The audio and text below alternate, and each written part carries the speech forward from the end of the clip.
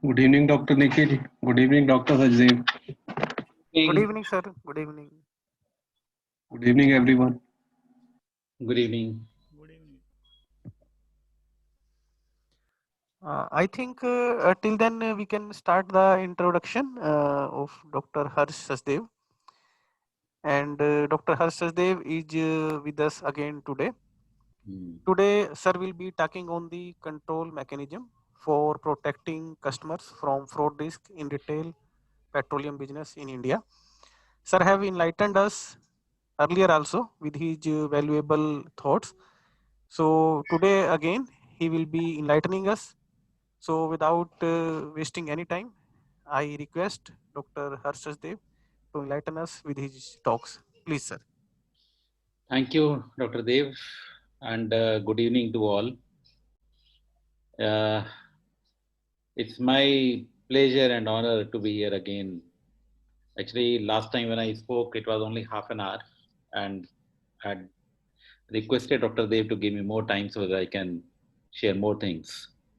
So I'm happy that 1 hour has been given today. So let me start.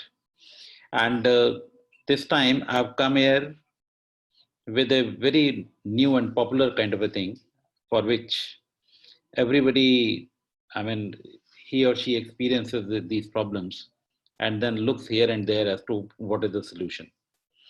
Now, this is a common kind of a thing on which we all seek solutions and uh, the kind of uh, the risk-free kind of behavior at the retail outlets. This is control mechanism as to how at our petrol pumps or retail outlets, as we call it in the petroleum trade, how this control mechanism works. If there is no control mechanism, then what happens? Then what will happen if there is no control mechanism? So that is what I want to cover today. Next slide. Now, let me tell you as to actually, this subject is very close to my heart. I've been doing this all through my years in Indian Oil. Inspiration is basically a Todd Henry book, Die Empty. Now, this is the time when I should not talk about dying or something like that, but this is the name of the book, so I'm compelled to use this name, Die Empty. Now, writer, he was a director in one of the companies, or maybe a senior officer, and its chairman or director one day asked, there was a meeting going on, and everybody was asked that which is the richest land in the world. People said Saudi Arabia, people said Gulf, people said gold mines, and all those names were taken. Then he said, no, all are wrong. The richest land in the world is the graveyard. Why? Because lot many people, they have certain ideas, they have certain thinkings, experiences, they don't share. As a result, the goodness to the mankind that goes away with them. Whenever they leave this world, everything goes with them. So this is the richest land, and he suggested that each one of us should take a call that whatever ideas, whatever new things we have, whatever can help mankind, that we should do, and we should die empty. That is the genesis of the.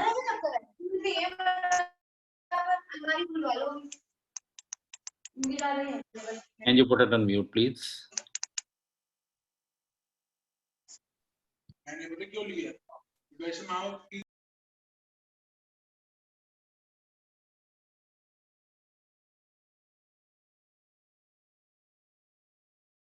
Muted, so I'm unmuting myself.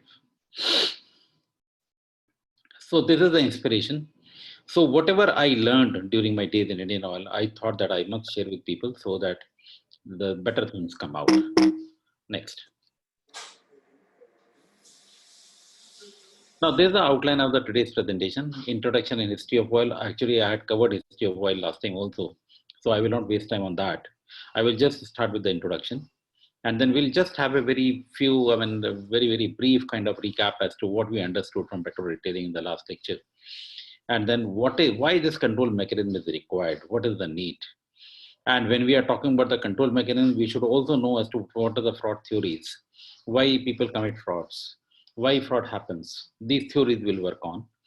And then what is the impact of these fraud kind of situations into our business problems? And then we will have a detailed discussion on the control mechanism as to what happens in India actually, and how are we able to control this kind of menace as far as fraud is concerned, and what is the future, because if everything is perfect, then probably we will not be talking about this. What we can do as a customer, what we can do as a government, what we can do, that is what we'll come to that stage.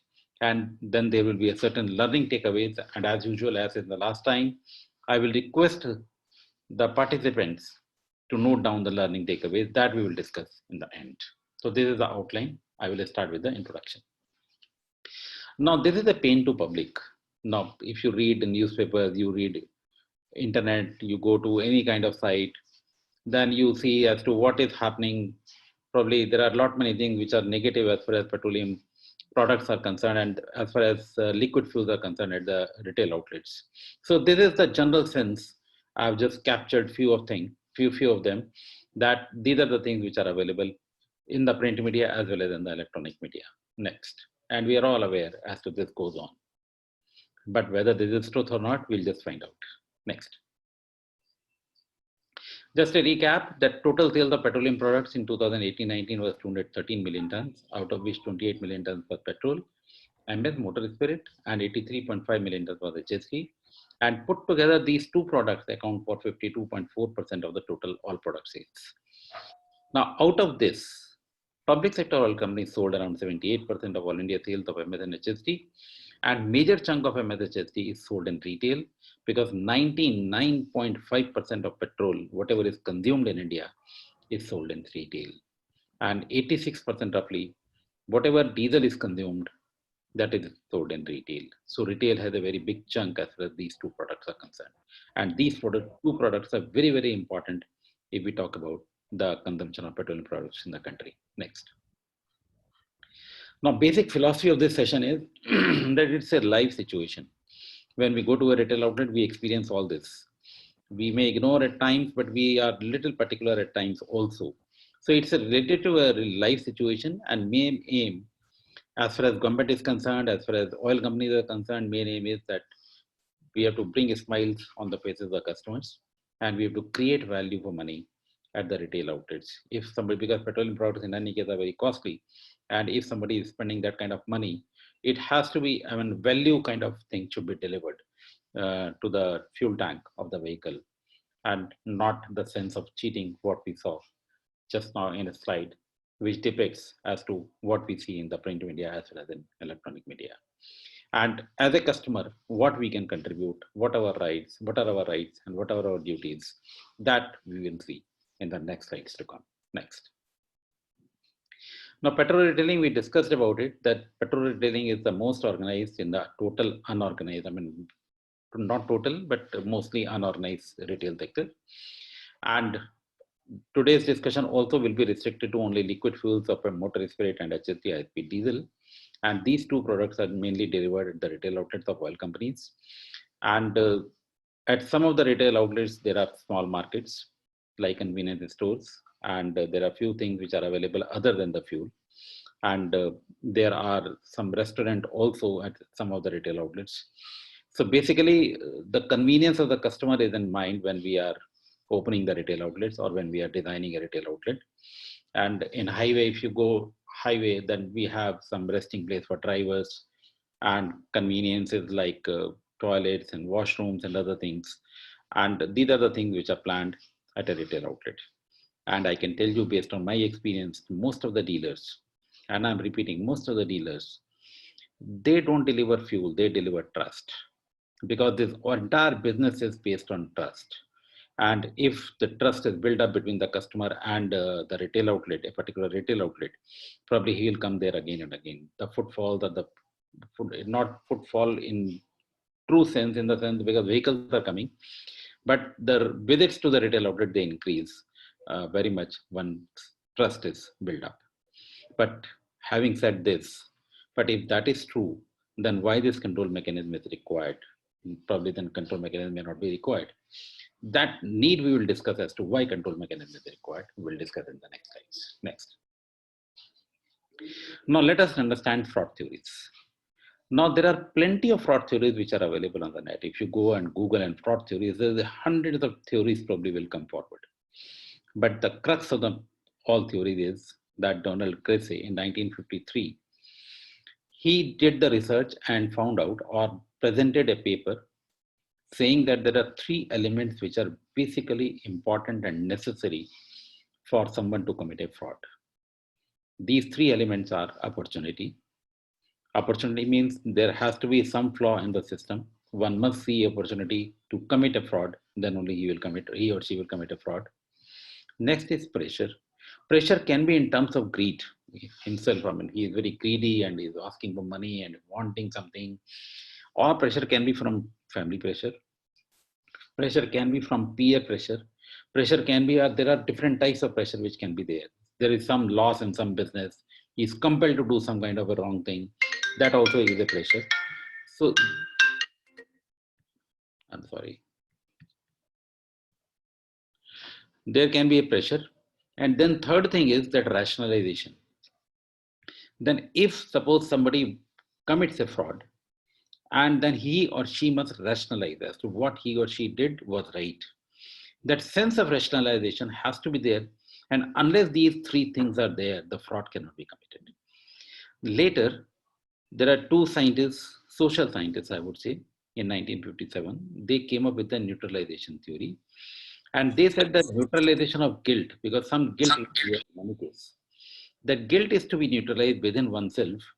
And then the denial of responsibility, like suppose I'm somebody who is committing a fraud, he's causing some kind of uh, injury to somebody, that denial of responsibility that because of his action, his or her action, probably some injury has been caused, that denial mode has to be there. And whenever there is a situation when the law enforcing agencies, they catch, then they start blaming those people as you came and you did this and I did not do, and all those things, they happen. And this is the neutralization theory which was put forward in 1957 by Gresham Sykes and David Medza. And subsequently, the most important theory which came up in 2004 was Wolf and Hermansen. He said, they said that apart from three things, this is a known, fraud triangle. What Donald Cressy said was a fraud triangle. Now, they said, Wolf and Hermansen said, that apart from fraud triangle, there is one more thing which is required, that is capability to commit a fraud. If all the three things are available of the fraud triangle and there is no capacity of the person to do it, then probably fraud will not happen. That is what he concluded.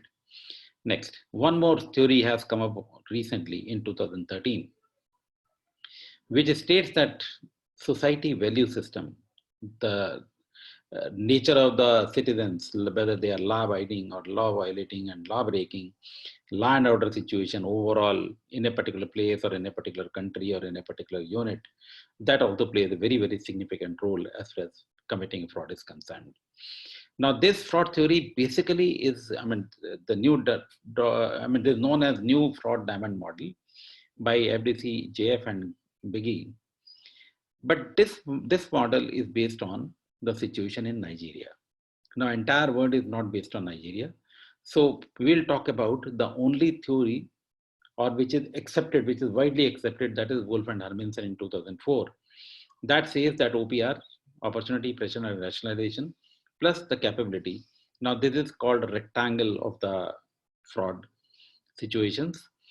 He introduced, Cressy said that fraud triangle, but this is the fraud rectangle, I would say. And this fraud rectangle was covered. This is widely accepted fraud theory. So that as per this theory, there are four things which have to be there for someone to commit a fraud. One, that opportunity. One has to see the opportunity. One has to see the loopholes in the system. Number two, the pressure. Pressure can be of anything. It can be greed. It can be some kind of compulsion. And third thing is rationalization, that one has to rationalize his or her actions. And then one has to have that kind of capability to face the situation which may emerge after the fraud, or he or she must have that capability to commit a fraud. So that is the kind of theory which fraud diamond theory it's known as. Next. Now, putting all this into the business problem, what we are into when we are talking about the liquid fuels. So let us talk about this situation, transport this situation into our business problem. Now, when we go to a retail outlet, the customer's perception regarding frauds, that is probably very high. It may or may not be true, but that perception persists. That something is happening at the retail outlet. I may be cheated. I have the chance of being cheated and all that. And everybody of us, each one of us, very, very alert when we are taking delivery of fuel in our tanks. The sense of being cheated, even for 1 rupee, you will agree with me that it hurts the most.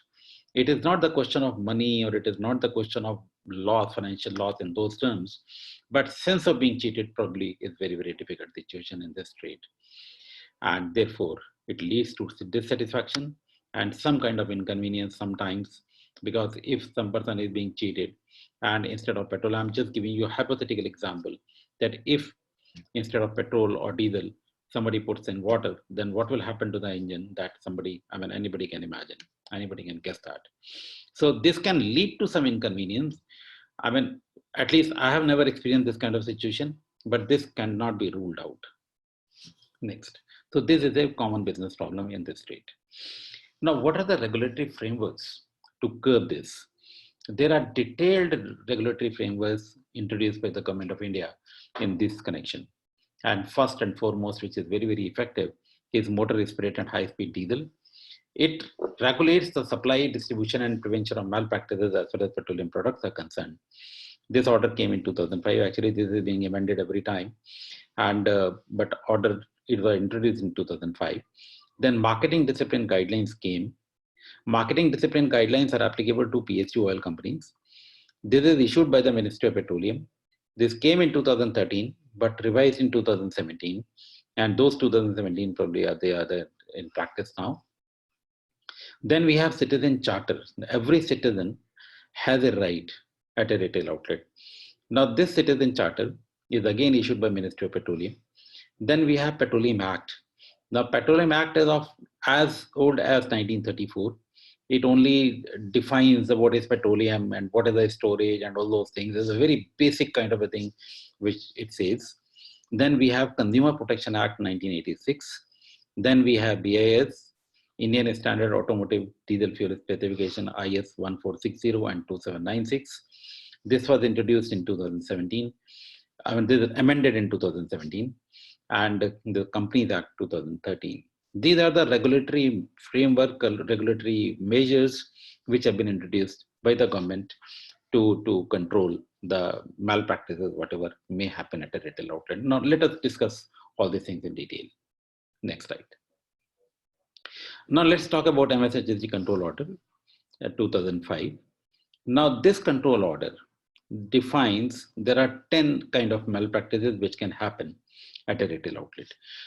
One is adulteration, another is stock variation, third is pilferage, unauthorized purchase, unauthorized exchange, unauthorized possession, unauthorized sale, then overcharging, then sale of off specification, which is not meeting the specification. That product can be sold at some of the retail outlets, and then there is a short delivery. Now let's go one by one. Let's go to adulteration first. Can you click adulteration? Now this is adulteration. Adulteration means, as the name suggests, that introduction of any foreign material, any foreign substance into motor spirit or high-speed diesel is called that adulteration. Now in our subsequent slides, we'll see as to what is the impact of this adulteration. I have one working on this. We'll discuss about that. But to start with, like petrol. Now, basic test to check adulteration is that filter paper test. On every retail outlet, on every petrol pump of every oil company, I'm talking about public sector oil companies, private also must be having this. There is a filter paper available, and the quality of prescribed filter paper is Wattman 2. This is prescribed in the control order, that you take the filter paper of Wattman 2 quality and put a drop of petrol. wait for 120 seconds, and petrol will evaporate. There will be no mark.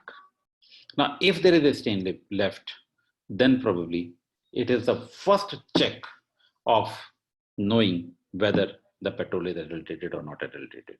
This is the right of every customer, whosoever is going to a retail outlet for taking petrol.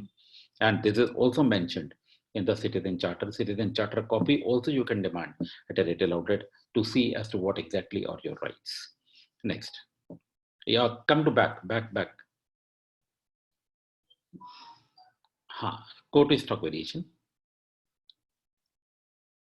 Now, this is a stock variation because dealer also is a citizen of India. Now, he or she should not be held responsible for something which he or she has not done. So there is some stock variation which has been allowed. Like this is very, very volatile product. We are dealing with very highly inflammable and volatile products. So there have to be some losses. Those losses are allowed.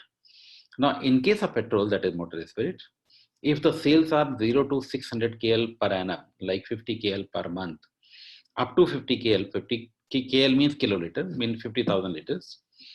That 50,000 liters up to 50,000 liters of sales every month, then it is 0.75% of annual sales. That is allowed in case of petrol. And in case of diesel, it is 0.25%. This evaporation loss is allowed. But if sale is more than 600 KL per annum, or more than 50 KL per month, then the allowable limit becomes 0.6%. Sorry.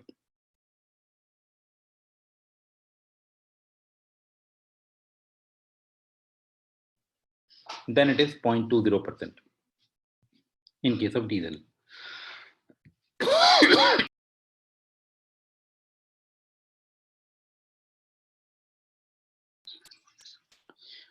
Can we come to next slide, please? Now, one thing I think I left it. Can we go back to the previous slide?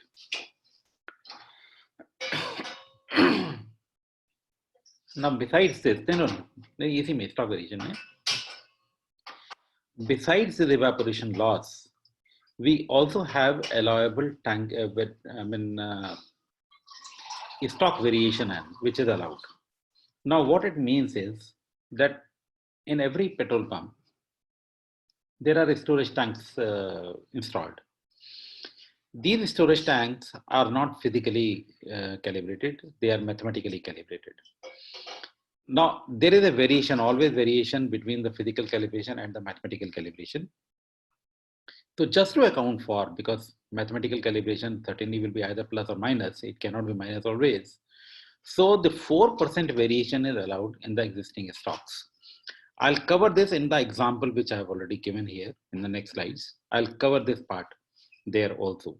Yeah, we can go to next slide.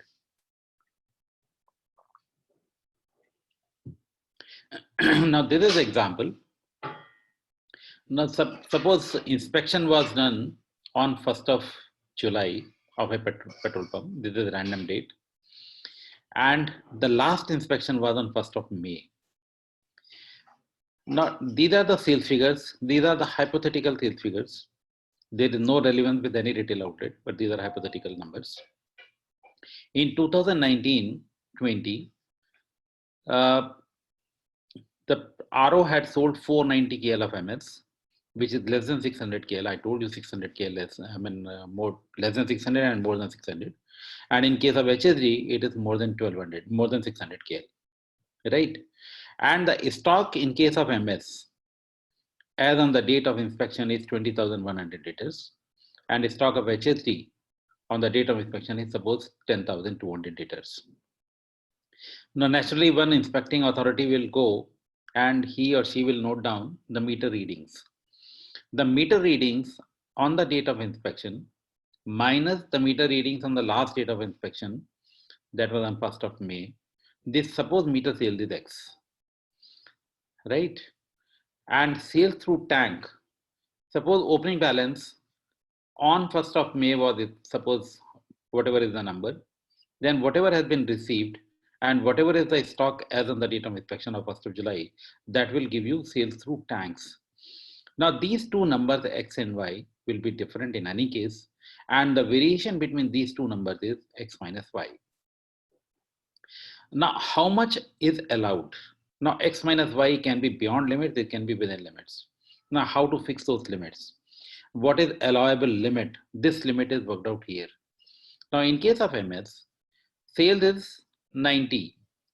Total it up because 1st of July and 1st of May and June sales, if you look at it, it will be 90 KL, 42 plus 48. This 90,000 liter, because sales are less than 600 KL per annum, so we'll give allowance of 0.75%. This will be in any case minus, plus it can be plus or minus 804. 804 is 4% of 20,100 ka, 4%.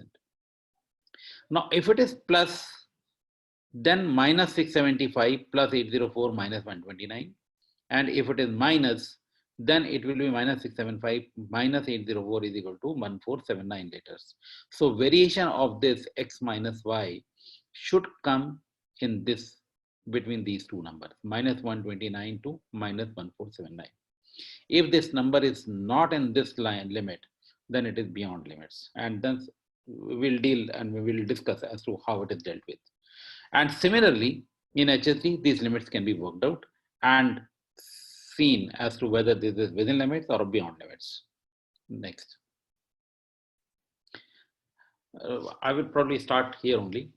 The pilferage. Pilferage is anything which is being pilfered that is not allowed as per control order.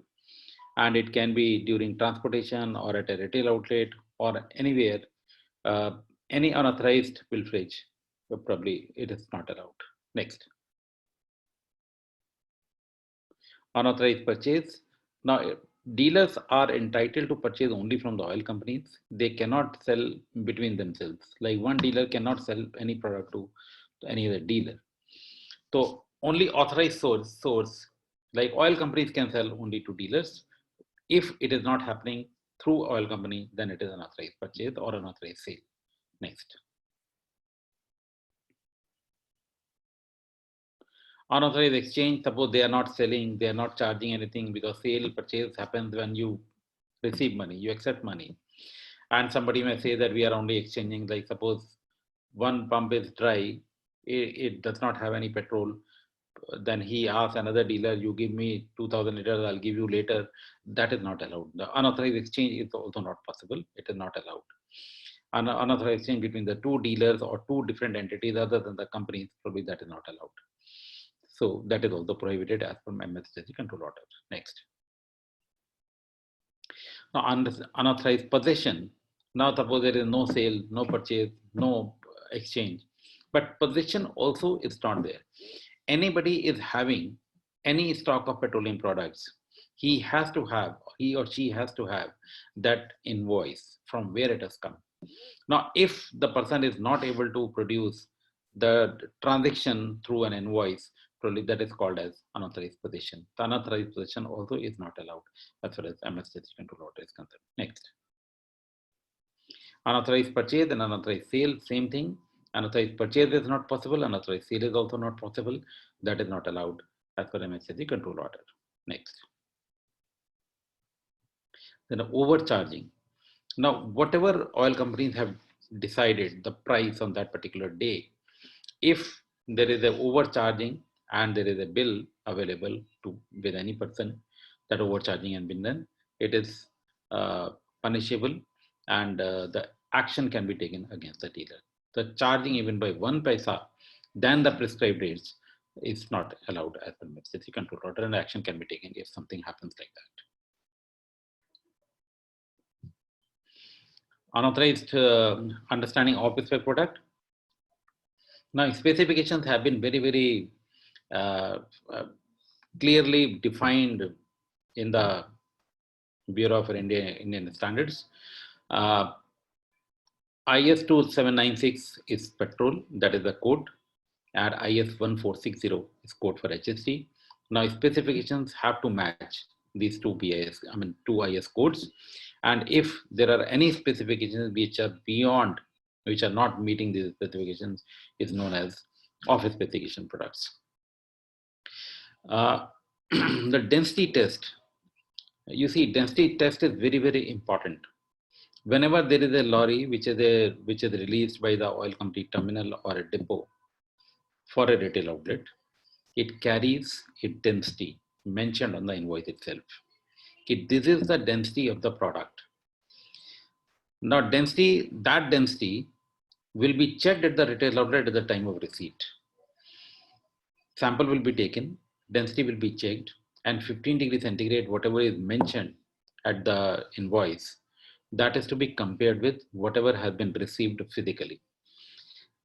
The variation cannot be more than plus minus 3 kg per meter cube. It has to be less than 3 kg per meter cube. If this is beyond, then the dealer is not supposed to unload that vehicle. Then investigation will go on as to what has happened and route. And the action would be taken against the transporter, or maybe the oil company, if oil company has been able to, by mistake or something, release something which is not matching the density, whatever is written on challan. So these are the things which are taken, and dealer is supposed to write, he has to maintain a record on what day, what receipt was received, what product was received, how much it was received, what was the density. And when inspecting authority goes at the retail outlet, he or she will again see the density, and density which is recorded in the register, probably it should not, my difference should not be more than 3 kg per meter cube. That is what it is. Next.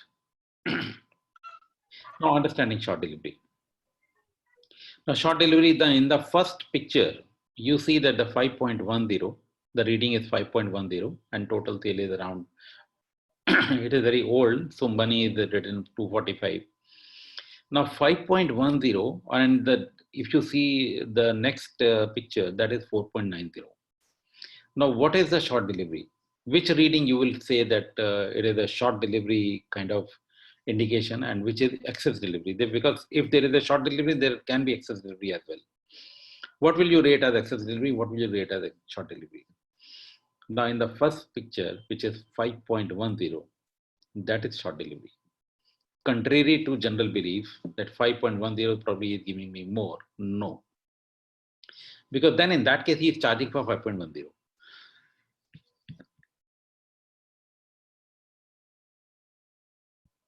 He is charging for 1.10. And in the next picture, he is charging for 4.90. Now, how it is seen that he has delivered 5 liter or not? Now, this product, when it is being delivered, this is checked in this 5 liter measure. Now, when this 5 liter measure is filled up, because it has 5 liters, that is for sure, because it's calibrated by weights and measure department. It has 5 liters. And if reading is 5.1, it is a short delivery by 0.10. And if the reading is 4.9, then it is excess delivery of 0.10. Because 5 liter delivered, charged for 5.1 or 4.90, that decides as to whether it is a short delivery or excess delivery. But as per rules, neither short delivery is allowed nor excess delivery is allowed, because some people may say that what goes wrong. It is not that. It is that machine has to function perfectly, and it has to deliver 5 liters. That is what is expected from the machine as well as from the dealer. And just to ensure this, dealer is supposed to check the machine every day in the morning. The first delivery has to be seen as to what is the variation. If variation is more than the allowable limits, then probably recalibration is required to be done instantly. So that is how the system works. Next. So we have discussed 10 kind of malpractices which may happen as per MSHS control order. And if you look at it very closely, there are only two things. Either it can be played with quality or it can be played with quantity. And third thing can be a little bit like pricing and other things, but pricing normally is not done. So we'll restrict our discussion only to quality and quantity. And that is why the Q and Q is given a lot of importance when we are dealing with the fuel delivery at a retail outlet or a petrol pump. So, or some of the dealers, some of the places, it can be both quality as well as quantity. but that is again very rare. So let's stick to only these two things, quality or the quantity, or maybe of course sometimes both. Next. Now, understanding impact of 1% adulteration. Now, why are we very concerned about the adulteration part? Now, let us take one example here. Assuming that one petrol pump is selling 100 kl, this is only a fiction. I mean, just assume this, the 100 kl of MS is very high kind of sales. It is not everywhere. It is not at every retail outlet the 100 kl MS is sold. Assuming 100 kl of MS and 100 kl of HSD, that is being sold every month at a retail outlet. Now, adulteration of 1% in both the products, 1% is 1 kl, in 100 kl, 1% is 1 kl.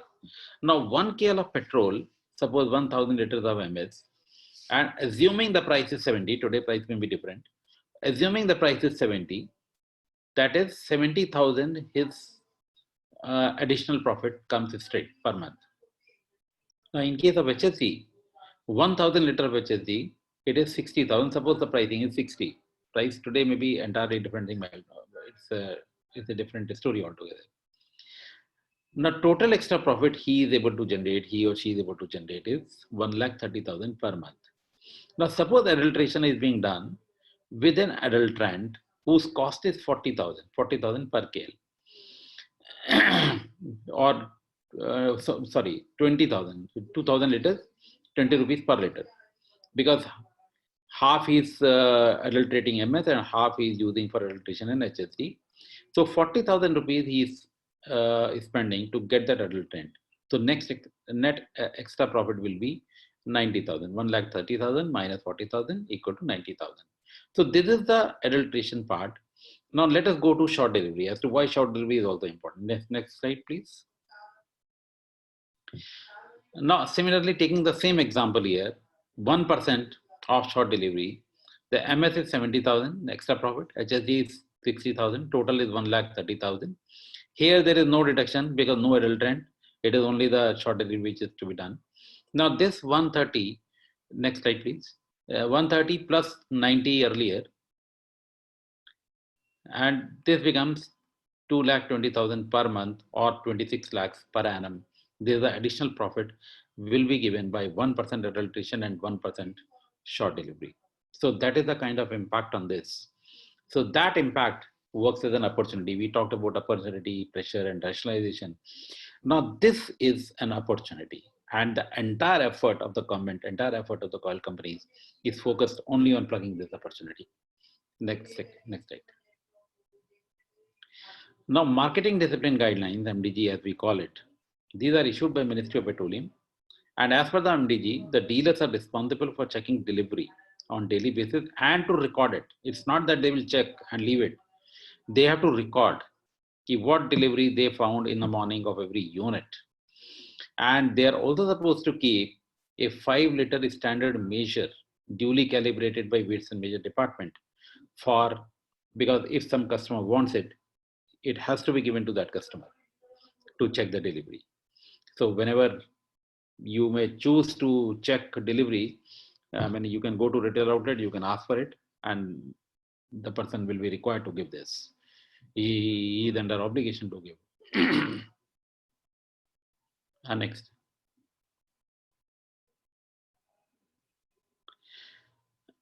The MDG has 8 chapters. Now, rest of the things probably we'll not discuss. We'll discuss about only chapter 5 and chapter 8. Chapter 5 says that what can be the irregularities which may happen at retail outlets, apart from 10 malpractices which may happen as per MSCC control order. Now, this is little detailed kind of discussion here in chapter 5 as far as MDG is concerned. And in case of those irregularities, what punitive action can be taken? What is the punitive action that is prescribed as per MDG? That we will discuss next. Now, irregularities are classified into 3 categories. One is critical, another is major, third thing is minor. Now, what are the critical irregularities? Can we go here? Yeah. Now, as per MDG, these are the 3, these are 7 critical irregularities.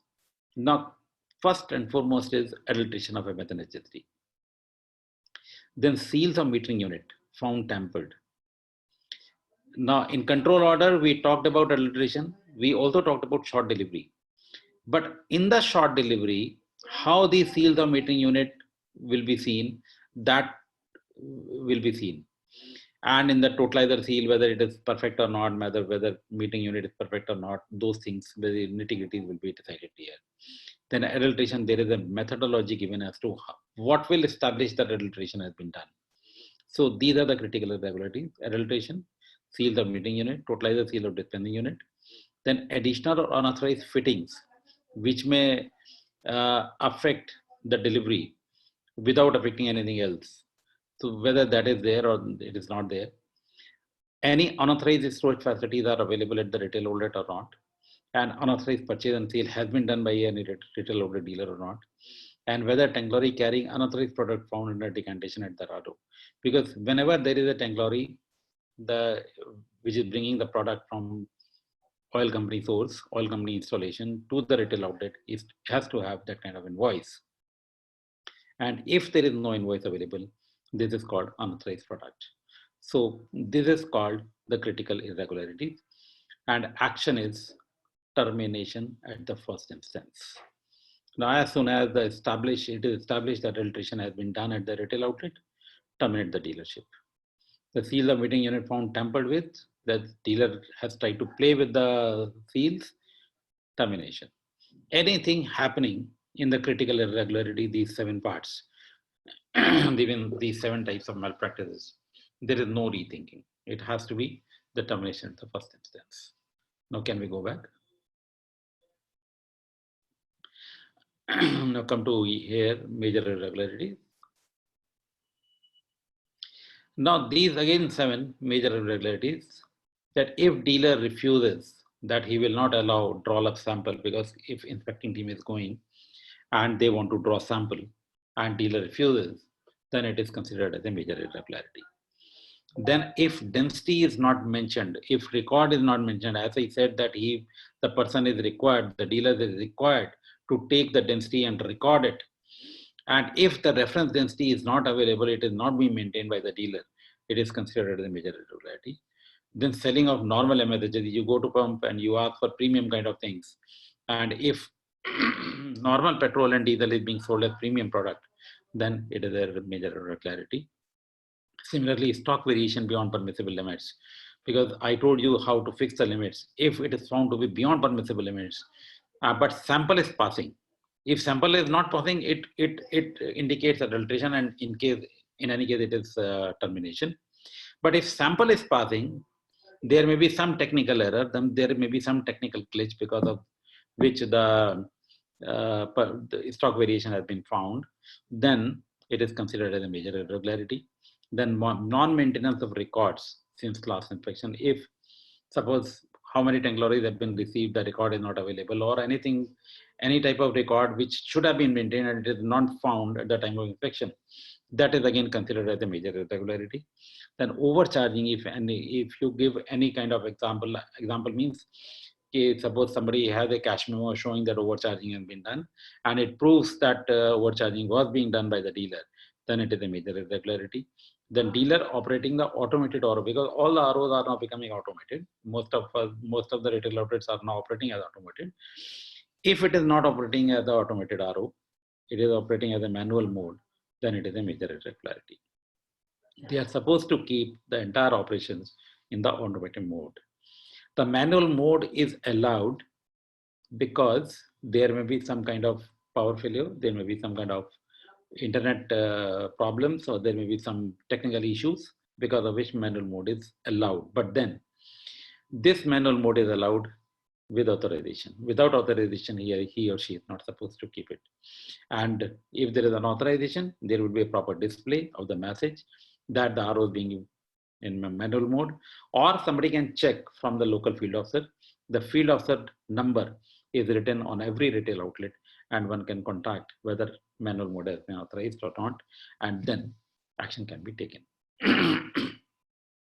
Now coming to action, except in case of 3.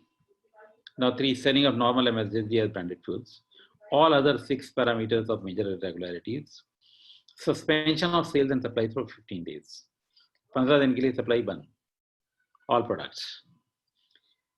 अगर दोबारा होता है for the second irregularity, it is 30 days, and third offense would lead to termination.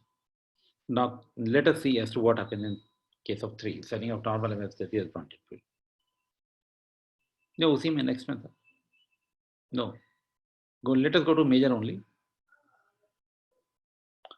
Major irregularity. In case of 3, in the first instance, the oil marketing company would impose a penalty of recovery or differential price since last inspection.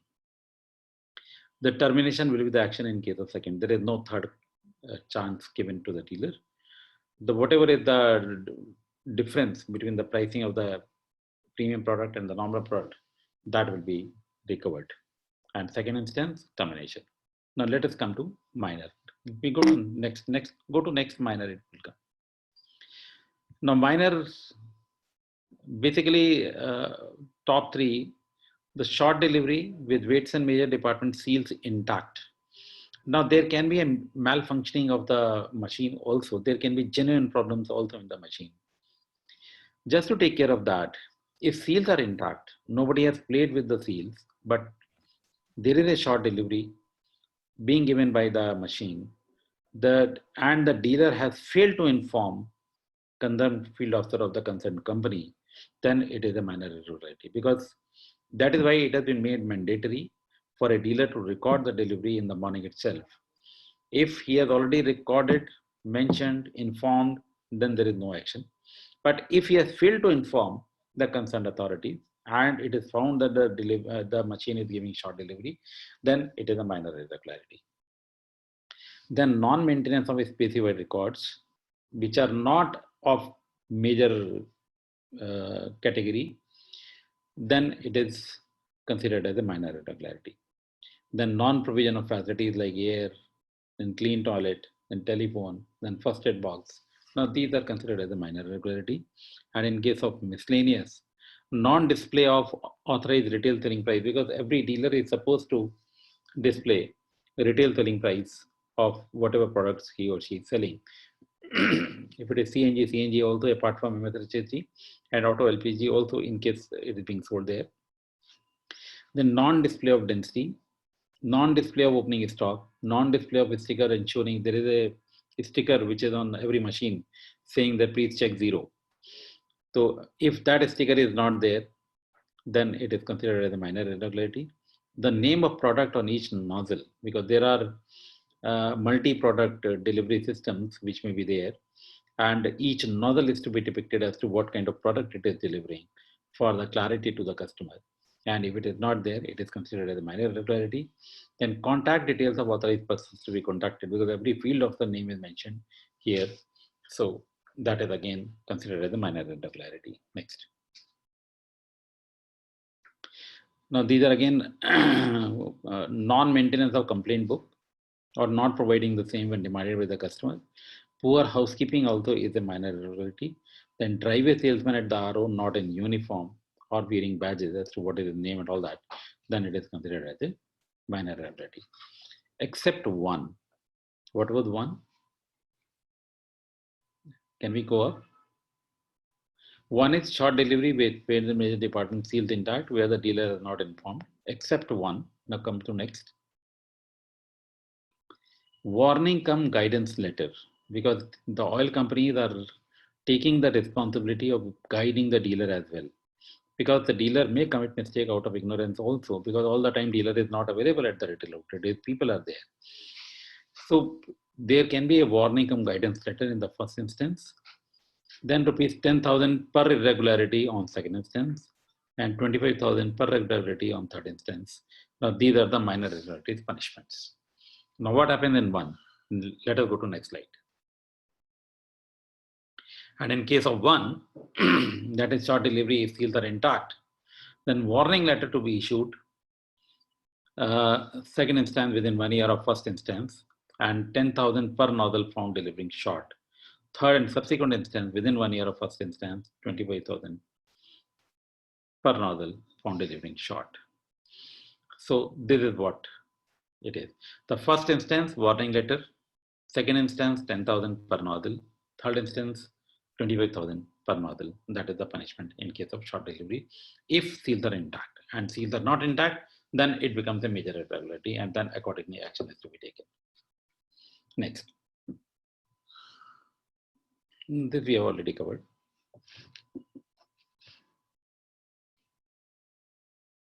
We have covered major, we have covered minor also. Next. Now, Consumer Protection Act 1986. Now, if you read Consumer Protection Act 1986, it gives both to a customer. One is the responsibility. What is the responsibility of a customer? And what are the rights of the customer? Now, in our general sense of discussion, we are always talking about rights.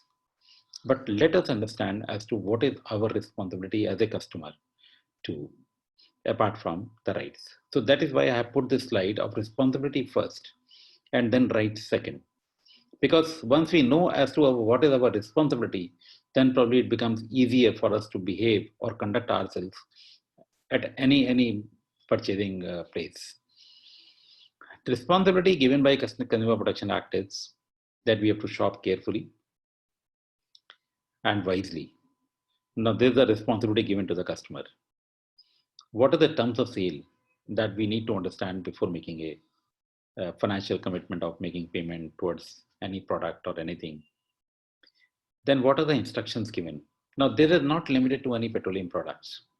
The reading and following instructions, probably it may not be applicable in case of petroleum products, but these are general kind of guidelines, general kind of responsibilities which have been given, and getting guarantees in writing. If there is a product which we are buying apart from petroleum products, and there is a guarantee available, or we want a guarantee, and the dealer or the seller agrees for giving guarantee, that guarantee has to be in writing. Then we have to save receipts to authorize or to produce whenever time arises for that. Then whatever doubts we have to ask questions at the point of sale, then and there only. And we have to be informed, or we have to keep ourselves informed about the new products. It may happen that maybe a new product has come and we are trying to find out those features in the old model. Those things probably should not happen. Now, this is our responsibility as a customer to know or to decide as to what we are buying. Next. Now, coming to the rights of the customer. Right to safety is a right which has been given to a consumer. Right to information, whatever information you need, that has to be given. Right to choose, there can be different products, though you have a right to choose. Right to be heard in case of any problem, that is your right. And right to seek redressal, those solutions have to come of any problem. If there is a problem and it is reported to the concerned manufacturer or concerned authority, then probably it is our right as a customer to seek redressal. And right to consumer education, because we need to be informed by the company as to what is the product, how it will behave, how it will be operated, and all those things. Probably that is our right. Next. Now, this is the control mechanism. Actually, I talked about so many things, like I talked about MSHSG control order, I talked about marketing discipline guidelines, and I also talked about there are other things. Now, this is my personal view, and this is now available as a part of document. Now, apart from other things, like we have critical, we have major, we have minor. These are MDG things. Now, there are essential things also which should come. Now, display of checklist to educate buyers. Now, relating to, I'm now coming back to the liquid fuels. Now, buyers, what are they supposed to do? Now, check zero, somewhere you have written. Now, another place you have written that field officer's name. Now, what are the things which are required to be done by a customer, or for to be attentive, customer has to be attentive for those things, that probably that checklist has to be displayed. That is what is my general feeling, and I used to do that. Then staff of the retail outlet, that needs to be paid regularly, because it has been seen that those people, if they are not paid, then it leads to pressure kind of a thing on them to do fraudulent things. And that works as a pressure on them. Now, opportunity, then they have to start looking for opportunities. And that is the whole story which goes behind this. The night surveillance through CCTV and monitoring of vehicle tracking system as to when the product is coming to a retail outlet, how it is behaving, how it is, what route it is taking. That monitoring of VTS is to be seen. Then replace road transport. This I will just skip for the moment. Then transparent hosepipe, because this is the product which you can't see. You just believe that the product is coming through hosepipe and going to the fuel tank. Now, if you introduce transparent hosepipes, then probably person can see as to what kind of things which are happening or what product is moving. And protecting honest officers, that is again very, very important. But these are essential, and there is no penalty proposed in this case, but these things should be maintained. These things should be implemented at a retail outlet. That is what is being proposed. Next. Now there is a way forward. As this position is, what is the current situation? Now to be situation, if whatever I said earlier, now if those are to be implemented, that this will be a to-be situation. And to-be situation where the green part is there, these are the addition parts. This can be added into as this position, then it can be, it will become as a to-be position. Next. Next slide. Not takeaways, learning takeaways. Dispensing units are tempered with, I'm just giving you hypothetical examples here. Dispensing units are tempered with, manipulated to accommodate quantities of adulterants or to give short delivery. Now this is an opportunity. Now this can be seen as an opportunity because if this is not plugged, then the dealers or the people, resellers or their staff, I'm not saying that resellers are that type, but their staff can do this. That works as an opportunity. Now, using lack of customers awareness, every customer is not alert, every customer is not aware about what is to be seen. Then they misuse that lack of awareness. That is rationalization. What the person is doing is right. I mean, the person means delivery boy, the salesperson. The non-payment by dealers to their staff, forcing them to do malpractices, that is again creates pressure. And dealers complain of receiving short from oil companies. This is again rationalization. It doesn't happen that oil companies are delivering short to the dealers, but they claim that oil companies come there. So all those things are rationalization. The lack of effective monitoring during night, that again works as an opportunity. VTS, again, it works as an opportunity. Route transportation products from supply point to RO is most vulnerable and unguarded. That is again works as an opportunity. And non-visibility of product to customer at the time of purchase is again opportunity if it leads to any fraudulent activity. 99.99% it is not leading to any fraudulent activity. That is a different matter, but it can lead to a fraudulent activity. In that case, it works as an opportunity. Next. Now, I think I've covered the entire thing within 1 hour. Now, questions, if you have, I will be very glad to answer those questions. Sir, this is Vivek from Pune. So, when we are implementing all these checks and measures, so how do you take care of the safety of your inspectors? Because if I remember correctly, there was one young engineer, Mr. Manjunath, long back. So, how do you take care of them? Is there any security sent by with them, or how it is? No, there is no security sent by anybody. Manjunath case is very unfortunate. That is no doubt. But how many cases like Manjunath you have heard in your life so far? No, that was the only one. So, but you never know whether it comes up or not. So, just asking whether we have taken any action after that, whether some security. I have remained field officer for a very long time, and starting from maybe 1986 onwards. I've handled different types of dealers in my life. Yeah. It doesn't happen like that. Okay. It has happened. It is very, very unfortunate. And by the way, this particular dealer where this happened, I have handled that area at one point of time. The only difference is that at that point in time when I was the field officer, then probably his father was in operation. His father was the dealer. Okay. And when this happened, the son had come into picture. I mean, this is unfortunate. there is no security, but the entire system, like if somebody gives a ring to police, police immediately rushes. So we depend only on that system. Now, being a petroleum company representative, we are day in, day out dealing with the civil authorities. Like we have close contacts with the civil administration, civil supplies department, so they are in touch. So basically, we depend on the law and order situation prevailing at that point in time at that particular place. So till now, you just imagine how many kilotons of million tons of product we must have sold, and how many retail outlets we must have, dealt with. It is only one case that is very, very unfortunate. I'm not saying that that is not unfortunate. Very, very unfortunate. It should not have happened. But we are careful in dealing with such situations. Nice to know. And Thank you. based on my experience, I can also say, by and large, dealers are not that type that they are doing some kind of peri and all that, and then it is being ignored or something like that. 99.9% I can say from my experience that people are right.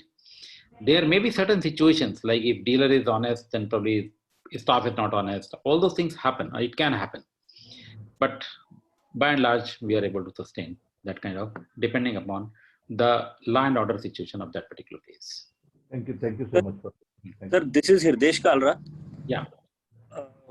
Sir, your presentation was very good and it was enlightening. And actually, the many things which we are not aware of it, they're like consumer rights, right to be heard.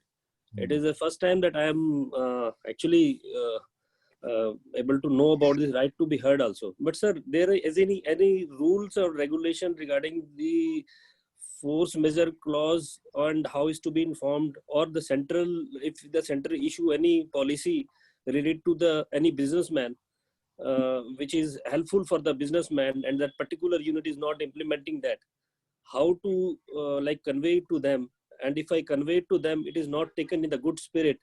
So these all things are interrelated. So anything is to be right to be heard, how I can like speak to IOCL so that it is not taken in the bad spirit, or it's not somebody else should not take in a differently. No, it cannot be taken in a bad taste. If you want to talk to any IOC person, all the retail outlets are having display of their field officers. You can just contact field officers on phone, or you can just drop a mail to him. He will positively respond. And then there are channels introduced by this government that there are portals, complaint portals available. Different portals are available. You can log your complaint there. And in any case, somebody has to see that and somebody has to find an answer and solution to your problem. Sir, as I said, that complaints are not taken in a good spirit. That is one thing which, because I am the supplier for the Indian Oil from last many years. So there are many things which are not being heard properly, and the center issue the policy and the IOCL, or they don't accept those things. So how to actually, I don't know. Yes, I will probably throw more light on that, because it is difficult to understand as if you are a supplier and you are having some problem with IOC person or with the system of IOC and not being heard. Probably that doesn't happen, because today the portals, it is all time driven. If it is exceeding 5 days, the next level it goes to, and it is exceeding 10 days and it goes to next level. Yes, sir. That is regarding the payment also. They say that it has to be released within 1 month. I have a payment of 4-year-old. They are not releasing it. There must be some dispute, no? In that case. No dispute at all, sir. So how it can be that 4 years the payment has not been done? 4 years are not been done, sir. Again, it's a force majeure clause also. They want some, on the force majeure clause, they want some proof that my factory was closed on that day, particular day. You need a proof. It's a pandemic all over world, all over India also it was closed down, and they need a proof that my factory was closed during that time. So I had to pay the penalty of 20-25 lakh rupees around that during that period also for delaying the delivery. So these all things which is troubling. So if in case you have any kind of presentation related to that, I would like to see that also, sir. These specific cases, there cannot be any presentation covering all specific cases. But what I can tell you is that there has to be a policy. If there is a policy which says, policy may be right or wrong, I'm not criticizing or making comment on that. If policy is saying that the proof is required, it is required. Now it is for those people who have made that policy to ask for that proof or not. So that is the question you should ask. Okay. Somebody who is processing, he will go as per the paper. If Yeah. it is that you have to produce the proof, then you have to produce the proof. Now you Right. question the policy, why that paper is required when everybody is saying that pandemic, because of pandemic and I was closed and all that. And you bring a certificate from the government, that government also says yes, no proof is required. Those things can be taken in that manner. This is my personal opinion. But the person who is processing, probably he is not at fault if policy says that proof is required to be given. Right, sir. Right, So sir. this is Thank you. Rajesh. Yeah, this is Rajesh Chauhan. So Dr. Sachdev, thank you so much for a very informative session. I think the way you explained about the supply chain and these robust processes, I think it gives enough confidence about the quality integrity for the product, right from the source to the point of delivery. Now, having heard that, there are certain stray cases of the adulteration still happening, especially and I can be very specific. There are cases where we see elevated levels of chlorine. Now, if these systems are so robust, what point this can happen and what actually can get into that? If you're talking about chlorine, I do not know whether chlorine is forming the part of our specifications or not. It's not part of the high-speed diesel, sir. It is not. No. Then what is the source of chlorine then? Why it is coming? So that's what I would like to know, because one source that comes to my mind could be the public distribution kerosene, where you add that blue dye, and people may add a sort of a bleach to camouflage that blue color dye. So that could be one possibility of that, but I'm not sure. That's my just a wild guess. You may be right, but what I'm saying is today, if we are talking about that kerosene, most of the states have become kerosene-free states. Delhi, Punjab. Now these states, I do not know about where you are from, Rajesh Chauhan. I'm based in Delhi, but I have found these cases in metro cities still. So I'm a little confused about what could be the source of these things and what is not being delivered for the domestic use. It is only for the consumers like army and railways and other things, and it's a very, very small quantity. I mean, from where this kerosene will come? Question number one. Question number two. If blue dye is a question, then probably we need to be very sure if kerosene is not there and for subsidized kerosene is not there, then blue or dye, there is no question. Because the product which is released for industrial purpose is undyed. There is no dye in that. Absolutely. So we have to see as to what is the source of chlorine which is being found. And if it is found, then have you lodged any complaint with any authority of that company? Which company, I mean, whatever company you are taking from. Please bring it to the notice of that company. Let it go to R&D. Let them find out what is the source and why it is coming and what can be the solution. Now, these things are not coming on surface. No, they have to come on surface. Then only solution will be found out. And you will be doing a great service to the country and the countrymen if you point out these problems, and then probably it can be thought of. Sure. So I think that will handle separately, and I'll not discuss much about it, but there are very specific cases on that. And I have another question, sir. It's of my personal interest. We see a lot of premium fuels at the retail outlet, and they are they are also priced at premium. So, do you think they are really worth with the kind of a fuel now getting with the BS6, the fuel getting refined? Do you think those fuels are really worth? And if yes, what's your recommendation about usage of those fuels? There are many advantages. Actually, these are additives which are used for very, very particular purpose. The carbon cleaning which happens with the help of these additives, actually, that is the purpose of these premium fuels. And see, any oil company selling premium fuels, a lot of R&D has gone into that. Then only this product has been introduced. Otherwise, there is no need to introduce this kind of product. So I would say that it is wiser to use those products, and there will be a saving. Researchers have shown that there is a saving in those products. Now, those savings may vary. I mean, the percentage may vary, whatever companies may be claiming. Those conditions may or may not be there in the field, and therefore the savings may not be that high as what is being claimed. But certainly there is a saving, and there is a lot of relaxation to the engine at least, if nothing else. So one has to take a call whether to use that premium or not. But there is a lot of R&D which has gone into that by introducing the product. Thank you, sir. Thank you. This is Rajnish Tanwar. I wish to know how much percentage of profit is shared with the dealer by oil companies, considering rate of petrol or diesel as basis. Dealer's commission, you are saying? Yeah. Dealer's commission you can find out on the website of the oil companies. Each oil company is showing whatever is the dealer commission. Okay. There's no kind of percentage. It is a fixed kind of a thing. Exact amount I may not know today. Okay. It's roughly around 3 to 3.5 rupees in petrol and between 2.5 2.6 something in diesel. But exact amount you can find out on the website. It is clearly. Okay. Fine. Thank you.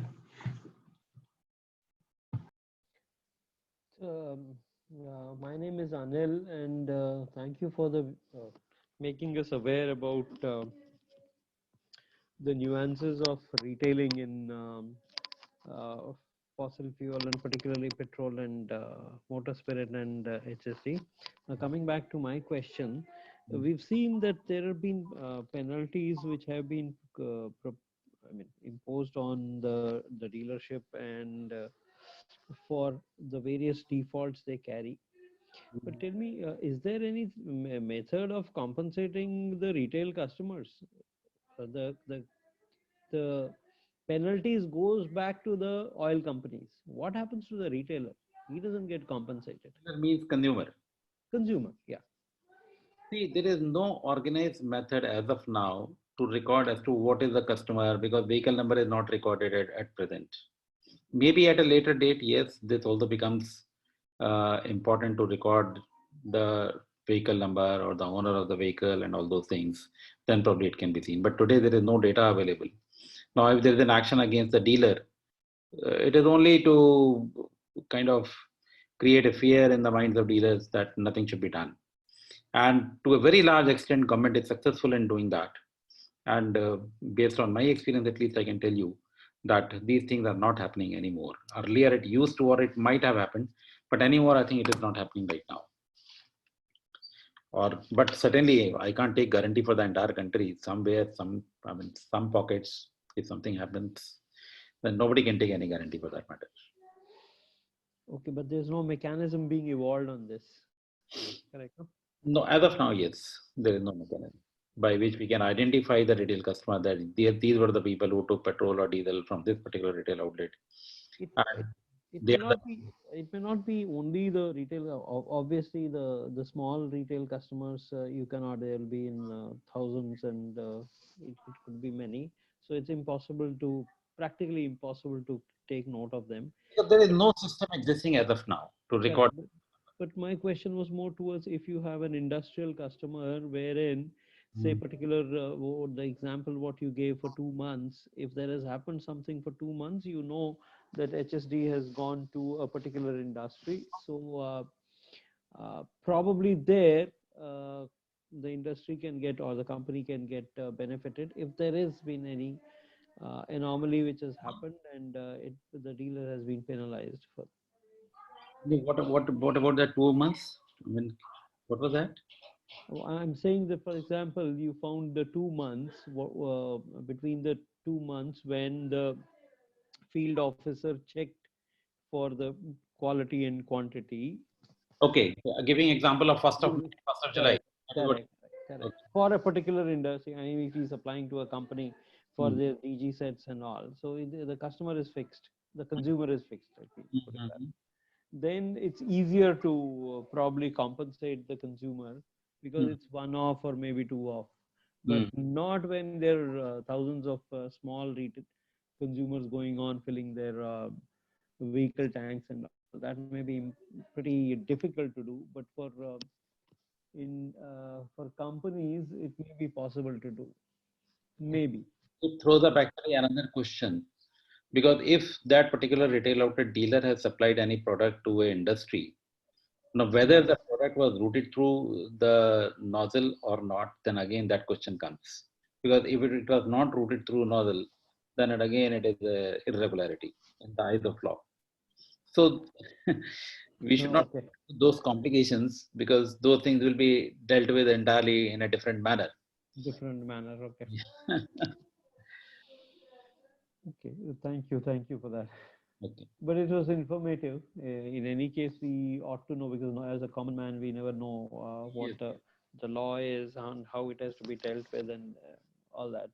So Yeah. this was. Thank you very much for enlightening us. My pleasure. Sir, I am having one question. Uh-huh. Whenever we are taking out the petrol or diesel from the tank, then there may be a case, then there is some bubble formation, or there may be some type of leather formation in the tank, because we are having a motor, and that motor will be sucking the petrol from the tank. So when it will be coming out from the nozzle, or it will be coming out from the pipe, and from that pipe we are trying to measure a liquid which is entrapping some gaseous part, although these vapors may be from petrol, diesel, then how we can ensure that the nozzle or that pipe from which the petrol is coming, that is accurate due to the formation of these vapors or bubbles? Your consumer pump or any petrol pump you are saying? Any petrol pump, sir, normal petrol pump. Any petrol pump, because these units are designed in such a manner that the air arrestor or the bubble arrestor is there in the unit itself. Before the product is being delivered, it is delivered to the fuel tank, all air and a bubble, they have to be arrested. It has to be a clean kind of flow which will go into the tank. That is to be ensured through a mechanism which is available in the unit itself, which is as per design of the unit. So you mean to say the flow is streamlined flow Yes. from the nozzle? Yes. Okay. So any more questions? Yeah. Can there be a possibility that this investigating officer can do some kind of fraud? Some kind of fraud? He can use his position to get some money from the dealer? Now again, this comes to that theory, fraud theory, as I told, that there are three things: that opportunity, pressure, and rationalization, and that capability part. Now, fraud can be done by anybody and everybody. Now, this possibility of an officer committing a fraud cannot be ruled out. Cannot be ruled out. But again, if it is caught that he has done something, and then action can be taken. And that is why the strict action is taken these days, just to plug that opportunity, because there are two things. One is that there is a chance that he will be caught, and there is a chance that he will not be caught. Now, reward for not being caught, or punishment for being caught, if the variation is not there, then probably these things will happen. But if there is a lot of variation between these two things, then probably, because reward is much lower than the punishment, then things will not happen the way you are explaining. So that is why the plugging of opportunity of committing all this, that is to be plugged. Okay. Yeah, I thought this equation of reward being much lesser than the punishment probably will be a great deterrent on. Yes. Right. So thank you from our side. Yeah. Any more question from participant side? Okay. Sir, now I am having one more request. As some of our participants are from abroad, we request you to allow us to make this lecture online so that they can be benefited also. Yeah. Okay, sir. Thank you. And I am thankful to Dr. Harsh Sachdev for being here with us and taking out his valuable time from his busy schedule. And now I am thankful to the participant also who are with us for such a long time, and they are taking interest in the course. Thank you all. Thank you so much. Thank you, Dr. Dev. Thank you. Thank you, everyone. Thank you, sir. Thank you. Thank you, everyone. Thank you, sir.